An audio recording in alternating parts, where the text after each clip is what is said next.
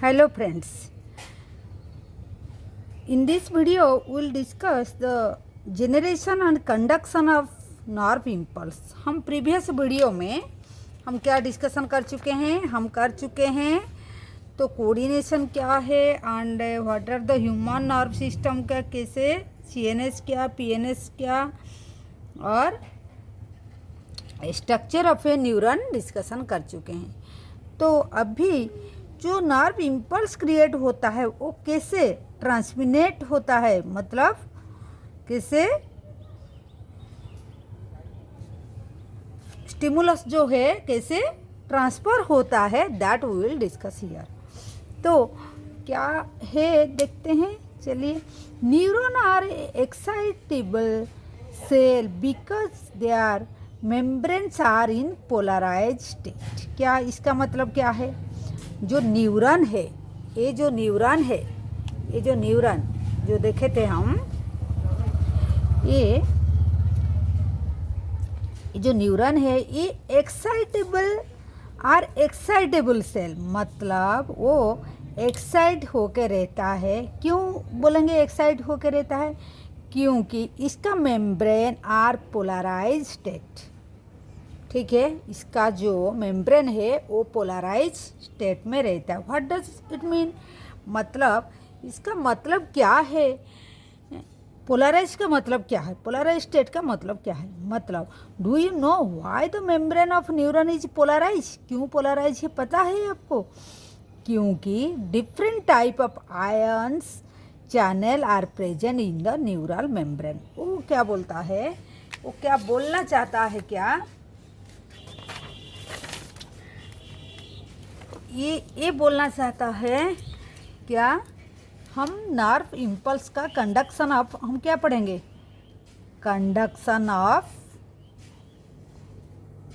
Nerve, conduction of nerve impulse, ठीक है, ये हम पढ़ेंगे। तो इसमें वो क्या दिया है? वो बोलता है न्यूरॉन जो है, जो न्यूरॉन है, जो न्यूरॉन, ये जो न्यूरॉन का स्ट्रक्चर जो दिया था, न्यूरॉन है वो रहता है एक्साइटेबल स्टेट। ये एक एक्साइटेबल सेल है। क्यों? क्योंकि उसका जो मेम्ब्रेन है, उसका जो सेल का जो मेम्ब्रेन होता है are in polarise, membrane are in polarise state. तो इसका मतलब क्या है? पोलराइज स्टेट का मतलब वो बोलता है कि different type of ion channel are present. Suppose ये एक सेल है, तो इसमें different type of channel present होता है, आयन का चैनल प्रेजेंट होता है, ठीक है। जैसे सोडियम हो गया, पोटेशियम हो गया, क्लोराइड हो गया, लाइक दैट। ये जो उसका चैनल होता है, मतलब आने जाने का पैसेज होता है। तो आगे क्या देता है? The ion channel are selectively permeable to different ion. ये जो चैनल होता है ये क्या होता है? ये परमिएबल होता है फॉर डिफरेंट। ये चैनल सब परमिएबल होता है फॉर आयन के लिए, आयन्स के लिए परमिएबल होता है। तो चलिए देखते हैं। First, when A neuron is not conducting any impulse. First क्या होता है? जब कोई न्यूरॉन कुछ कंडक्शन नहीं करता है, न्यूरॉन इज नॉट कंडक्टिंग, जब नॉट कंडक्टिंग स्टेज में इम्पल्स का कंडक्टिंग नहीं करता है, तो एट दैट टाइम क्या होता है? वो कौन सी फेज में होता है? वो रेस्टिंग फेज में होता है। कौन सी फेज में? रेस्टिंग में होता है, ठीक है, रेस्टिंग में होता है। तो रेस्टिंग में होता है। The external membrane is comparatively more permeable to potassium ion. तब जब रेस्टिंग में होता है, इसका जो मेम्ब्रेन होता है वो क्या होता है? Permeable to more potassium and nearly impermeable to sodium ion. वो क्या करता है? ये क्या होता है? ये परमिएबल होता है permeable to potassium ion, potassium को, और इनपरमिएबल होता है टू सोडियम आयन। ठीक है, ये याद रहेगा। तो similarly membrane is impermeable to negative charge protein present in the axoplasm. Axoplasm मतलब जो एक्जन होता है, हमारा जो सेल का जो एक्जन होता है, ये सेल होता है, ये सेल होता है, और इसका जो एक्जन होता है, ये पार्ट जो होता है, ये जो एक्जन पार्ट होता है। ठीक है, तो nearly in similarly the membrane is impermeable to negative charge protein present in the axon, consequently the exoplasm inside the axon contain high concentration of potassium and negative charge protein, low concentration of sodium.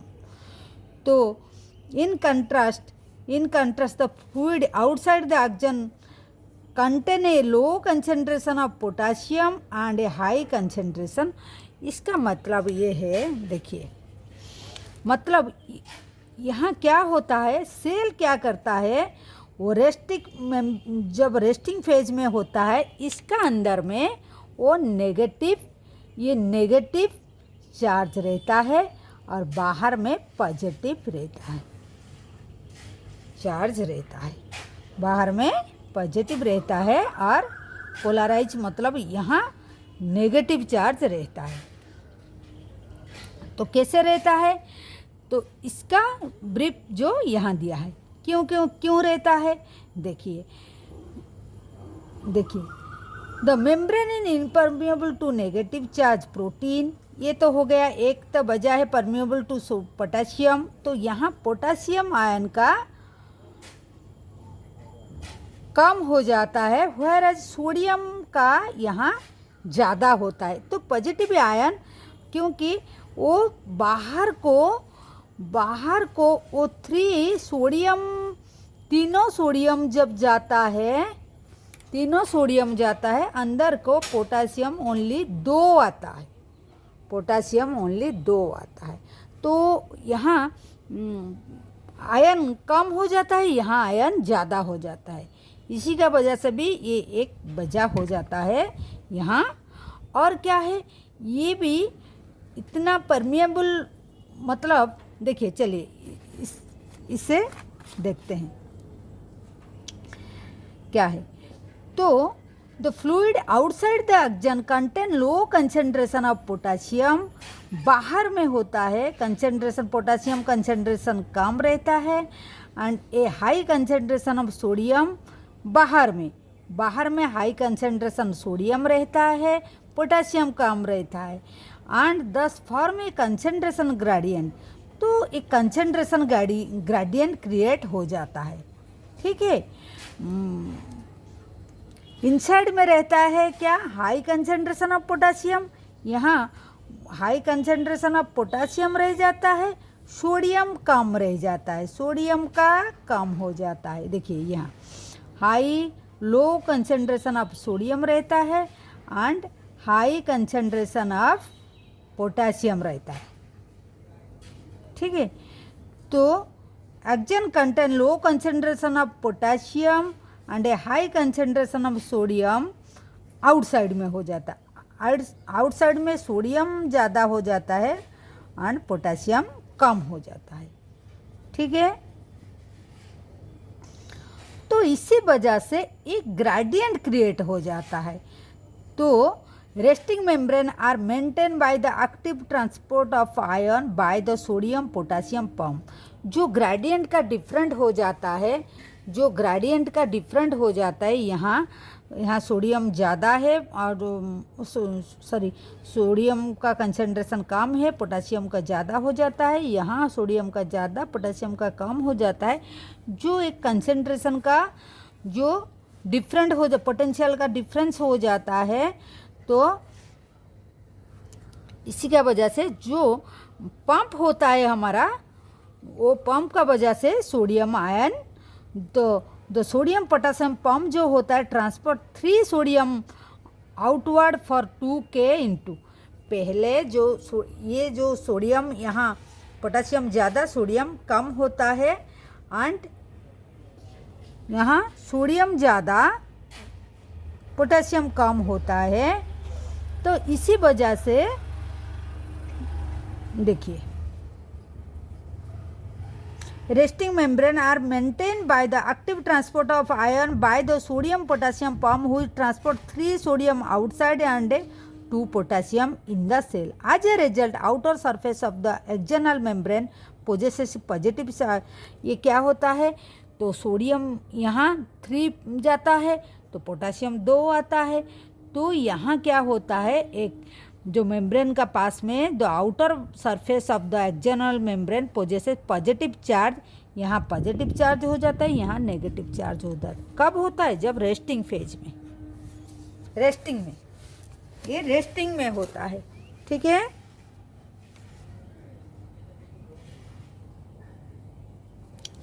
ठीक है।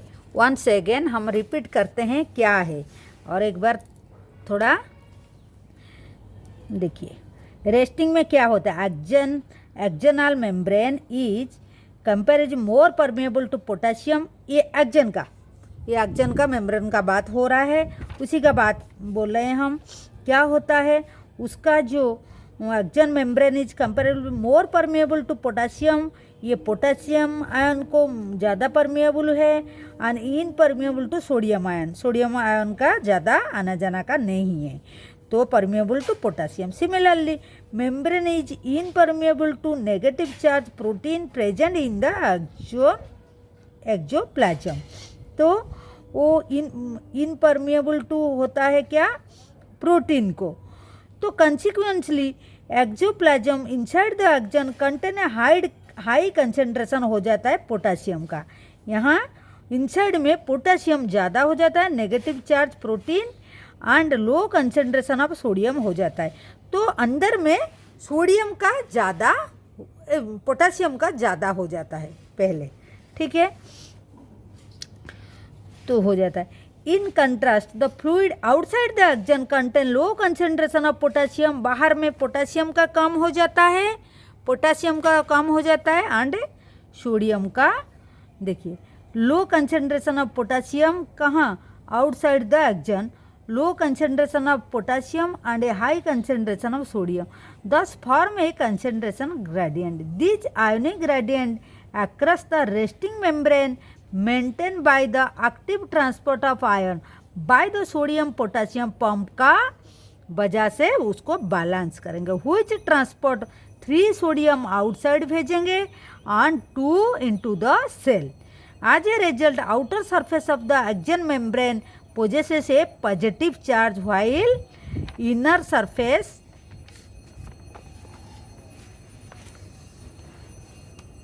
became negative. तो पहले तो यहाँ sodium and जो sodium और potassium का जो फेज था, तो जो by action of the sodium and potassium pump से हमारा 3 सोडियम बाहर जाता है, 2 पोटेशियम अंदर आता है। तो ये एक फेज क्रिएट हो जाता है जिसका वजह से नेगेटिव हो जाता है अंदर में एंड पॉजिटिव हो जाता है आउटसाइड द मेम्ब्रेन। क्लियर? ठीक है, ये है रेस्टिंग फेज का, ये होता है। चलिए देखिए फिर क्या है, a charge and therefore a polarise, इसको हम बोलते हैं polarise. This is the first phase हो गया, ये क्या हो गया, ये हो गया पोलराइज। ठीक है, ये पोलराइज फर्स्ट में। ठीक है, देन क्या होता है, ये पोलराइज हो गया। Then the electrical potential difference across the resting plasma membrane is called the resting potential. तो ये है पोलराइज स्टेज, जो इसका जो पोटेंशियल डिफरेंट होता है, इसका जो पोटेंशियल डिफरेंस होता है, डिफरेंट होता है, इसको हम बोलेंगे रेस्टिंग पोटेंशियल। इसको हम बोलेंगे, ये पोलराइज हुआ, जो पोटेंशियल डिफरेंट हुआ उसको हम रेस्टिंग पोटेंशियल बोलेंगे। क्लियर? उसको हम रेस्टिंग पोटेंशियल बोलेंगे। तो ये हो गया रेस्टिंग पोटेंशियल।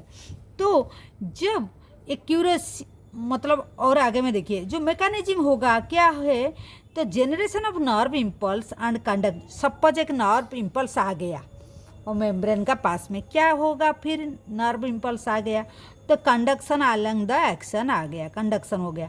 तो यहाँ और एक होगा क्या, डीपोलराइज होगा, डीपोलराइज होगा। क्या होगा, डीपोलराइज होगा। कैसे डीपोलराइज होगा, कैसे डीपोलराइज होगा,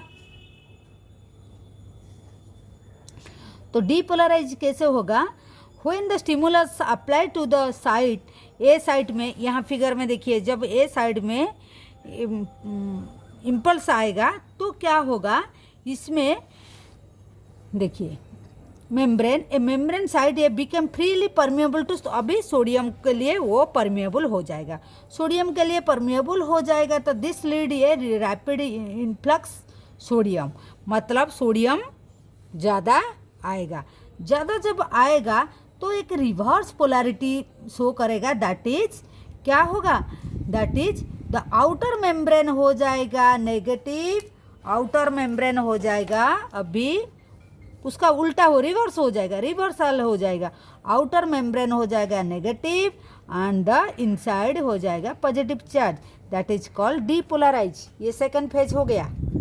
फिर क्या होगा, फिर क्या होगा, फिर रीपोलराइज होगा। क्या है, the electrical potential difference across the plasma membrane at the site A is called the action potential.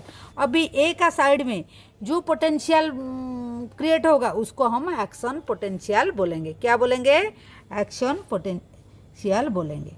तो which is fact term at the nerve impulse, तब हम बोलेंगे ये नर्व इम्पल्स क्रिएट हुआ है। Eight the side immediate ahead, जब आगे चलेगा क्या होगा एक्शन, तो साइड बी को जाएगा, the membrane has positive charge in the outer surface और नेगेटिव चार्ज हो जाएगा इनर सरफेस। जब बी का पास ए से बी आएगा तो आउटर हो जाएगा पॉजिटिव, यहाँ देखिए पॉजिटिव, इनर हो जाएगा नेगेटिव, ठीक है, नेगेटिव हो जाएगा। तो जब हो जाएगा क्या हो जाएगा, A side is immediately action at the side B, membrane has positive charge in the outer surface and negative charge again in the inner surface हो जाएगा।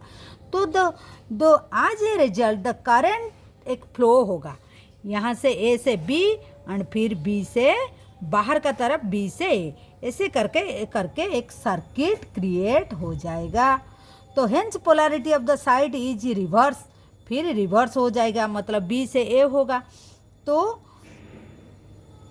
thus impulse action generate at the side A arrive at the side B, the sequence in the repeated ऐसे sequence होगा, A से B फिर outer side में B से A होगा, एक सर्किट जैसे होगा, ठीक है। तो सीक्वेंस इज रिपीटेड अलग with the length of action, यहाँ होगा फिर यहाँ होगा, यहाँ होगा, ये लेंथ का पूरा एक्शन का लेंथ में पूरा ऐसे सीक्वेंस ही चलेगा। तो impulse conduction arise in the stimulate indicate the permeability of sodium is extremely short।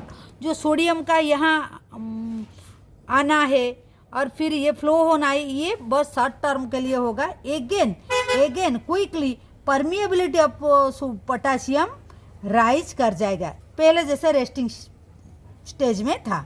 With in the fraction second potassium diffusion outside the membrane and restore the resting potential membrane at the site of excitation जहाँ होता है। the fiber again became the further stimulation के लिए ready हो जाएगा, resting stage again आ जाएगा। तो ये था तो कैसे इम्पल्स हमारा नर्व इम्पल्स कैरी होता है। तो this is all about in this video. तो फिर मिलते हैं नेक्स्ट वीडियो में, तब तक के लिए bye, thank you for watching.